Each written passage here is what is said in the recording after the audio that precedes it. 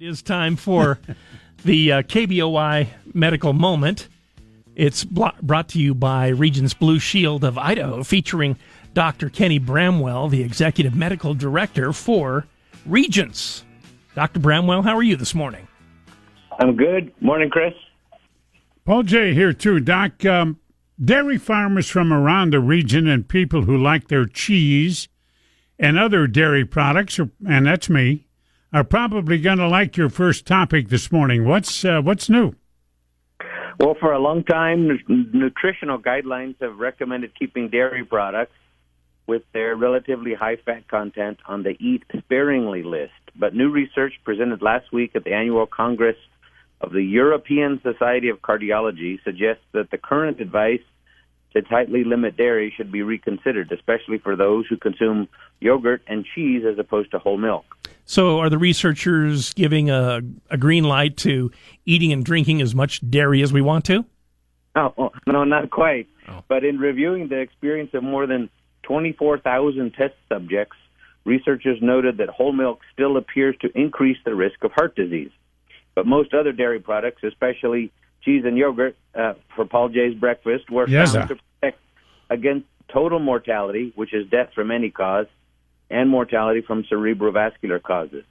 So rather than embracing one extreme or the other with our personal consumption of dairy products, we just need to keep in mind that most medical professionals still consider a balanced diet the healthiest option. Okay, for those of us with small children or grandchildren, using the right kind of car seat is a real priority, and I tell you, there are a bunch out there. Yet it sounds like we might unintentionally be jumping the gun on moving from rear-facing to front-facing seats. What's the current recommendations? Yeah, hot off the presses, guidance from the American Academy of Pediatrics says that small children should ride in rear-facing car safety seats until they reach the highest height and weight the seat can hold, rather than changing at a particular age. The lead author for the Academy notes that it's best to keep our children and grandchildren rear-facing as long as possible, that it's still the safest way for small children to ride.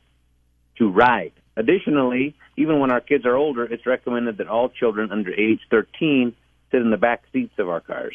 Now, speaking of teenagers, a lot of them seem to be knocking back energy drinks like they're nothing, but those drink choices can pose problems for them, right?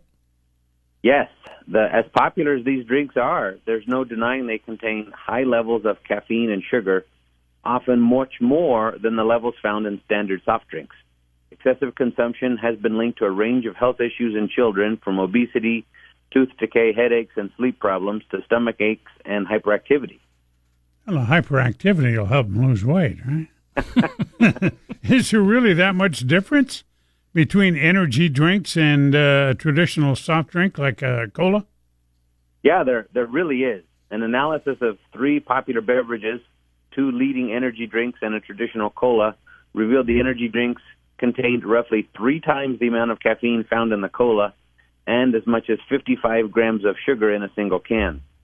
Since too much caffeine can lead to anxiety, panic attacks, restlessness, and other sleep problems, it's best to discourage energy drink consumption by our kids, maybe by modeling good behavior ourselves.